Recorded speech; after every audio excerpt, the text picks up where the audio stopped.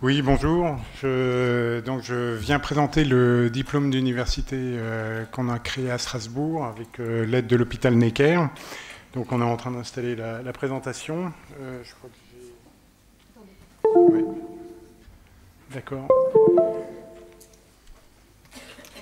C'est bon. Donc on sait que pour que la prise en charge des fentes labiopalatines fait appel à de nombreuses spécialités. Et moi, quand j'ai commencé à m'intéresser aux fentes labiopalatines, je veux dire, j'étais un petit peu perdu. J'ai essayé de chercher les informations de ci, de là. C'était assez difficile. Heureusement, j'étais avec une équipe de chirurgiens qui était très agréable et ils m'ont fait connaître petit à petit, rentrer dans les équipes et pour pouvoir progresser. Donc c'est toujours très difficile et ce qui me ressortait de cette impression, c'était que je souhaitais qu'il y ait une formation adaptée pour tout le monde. Donc on s'est entouré d'une équipe et on a réussi à monter quelque chose. Et c'était la première session cette année. Donc elle a été organisée pour pouvoir s'adapter à toutes les spécialités. Il y a 8 modules qui ont été créés. Et pour ce DU, il y a 2 modules obligatoires. Si on veut passer le DU, 2 modules obligatoires, la chirurgie primaire et la chirurgie secondaire, qui ont été organisés par Caroline Dissot, et qui est chirurgien à Strasbourg, et avec l'équipe de Necker principalement.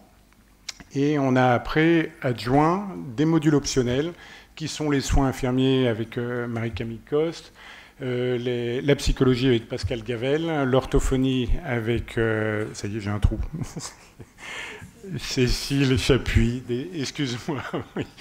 Et puis l'ODF et la génétique avec François Claus et Agnès Bloch-Zupan. Et les réhabilitations prothétiques avec Olivier Etienne à Strasbourg. Donc, lorsqu'on veut passer ce DU, il faut prendre les 2 modules obligatoires qui sont chirurgie primaire et chirurgie secondaire et choisir 3 modules parmi les modules optionnels que vous avez en gris ici. Cependant, on trouvait intéressant, un orthodontiste qui s'intéresse aux fentes n'a pas forcément envie de connaître tout à propos des fentes et peut être intéressé uniquement de faire le stage court. Et en fait, ces stages peuvent être faits individuellement sous forme de stage court, ne donneront pas lieu à un DU, mais c'est quand même intéressant de le savoir. Et ce DU peut être passé en 2 ans avec un pass compétences. Donc les enseignants, il y en a près d'une cinquantaine, vous les verrez après, ils viennent de différents pays, parce qu'en fait le problème qu'on a en France existe dans les pays européens, même la Hollande, qui est un pays quand même très riche par rapport aux autres pays européens, ont des grandes difficultés à recruter des orthodontistes par exemple, et donc on a fait en sorte d'avoir des informations des enseignants qui venaient d'autres pays avec l'objectif d'internationaliser cette formation, quoi. Donc là, vous voyez les enseignants du DU pour l'année prochaine. On est près d'une cinquantaine dans tous les domaines, avec des gens de renommée internationale. Et c'est vraiment très intéressant de pouvoir les écouter. Dans la session 2019, il y avait une vingtaine d'inscrits, 21 inscrits pour le DU et 27 juste pour le module d'orthodontie. Et on avait eu 1 mois ou 2 mois d'inscription, ce qui fait que ça a été une belle réussite. Les cours avaient lieu dans la faculté de chirurgie dentaire à l'hôpital de Haute-Pierre, avec dans des conditions d'amphithéâtre assez accueillantes, des moyens vidéo qui étaient de qualité. On a pu réaliser des chirurgies en direct. Arnaud Picard était venu opérer en direct à Strasbourg. Il y avait Jean-Claude Tallement qui était là aussi également avec son fils, qui ont fait des interventions, Caroline Dissot également. Et c'était moi qui assiste parfois à des interventions chirurgicales. Parfois, même si je tiens les écarteurs, je ne vois pas grand-chose. Là, avec la caméra, on voyait vraiment des choses intéressantes, quoi.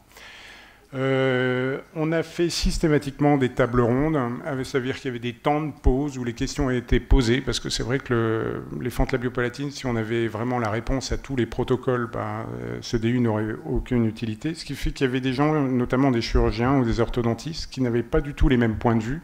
Et je parlerai par exemple de Georges Herzog, qui est un ami, et qui n'a pas la même conception de l'orthodontie que moi. Et on avait des discussions qui étaient vraiment constructives et intéressantes.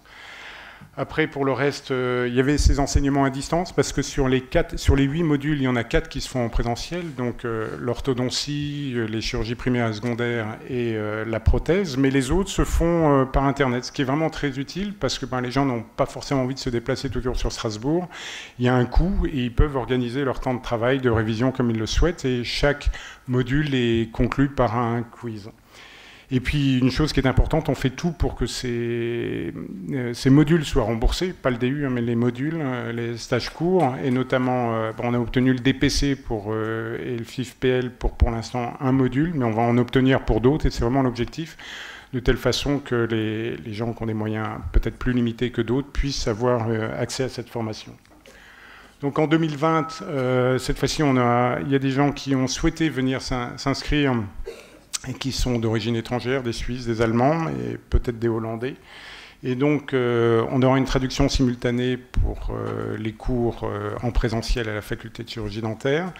Et pour les cours qui se font par Internet, en fait, l'ERN, le European Reference Network, a accepté de traduire les modules d'infirmière et de psychologie en anglais, de telle façon qu'on puisse avoir un accès vaste au niveau de l'Europe.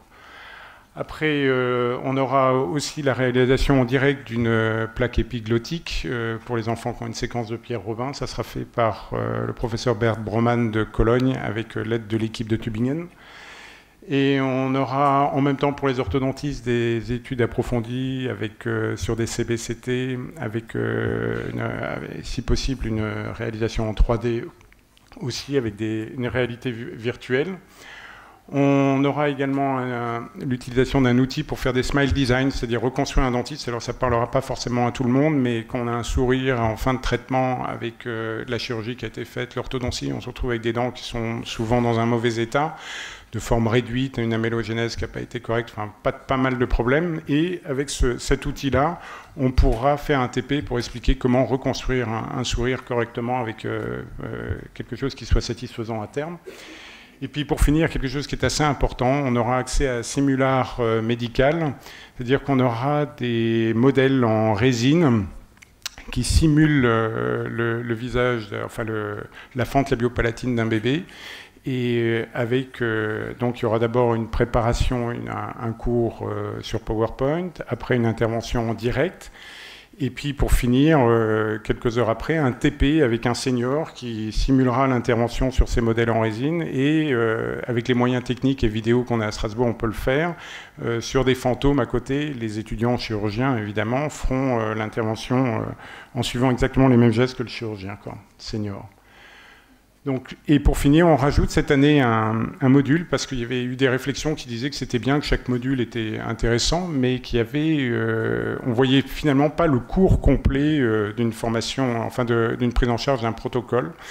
Et puis il y a l'étude de Shaw qui a montré qu'il y avait énormément de protocoles en Europe. Ce qu'on a voulu faire, c'était donner la possibilité à une équipe d'expliquer la totalité de son protocole de A à Z, de la naissance jusqu'à l'âge adulte, ou même du diagnostic prénatal jusqu'à l'âge adulte. Et là, l'équipe que l'on a proposée, celle de Milan, on était tenté par Necker, mais comme Necker est déjà fortement impliqué partout, on a commencé par Milan pour qu'ils puissent présenter leur protocole. Donc voilà, si certains sont intéressés pour s'inscrire, ce DU se fait en 6 mois, on a fait en sorte que ça soit court, et c'est toujours au cours du premier semestre, avec le séminaire qui aura lieu a priori en septembre, et à ce moment-là qui sera ouvert à tout le monde. Voilà, je vous remercie de votre attention.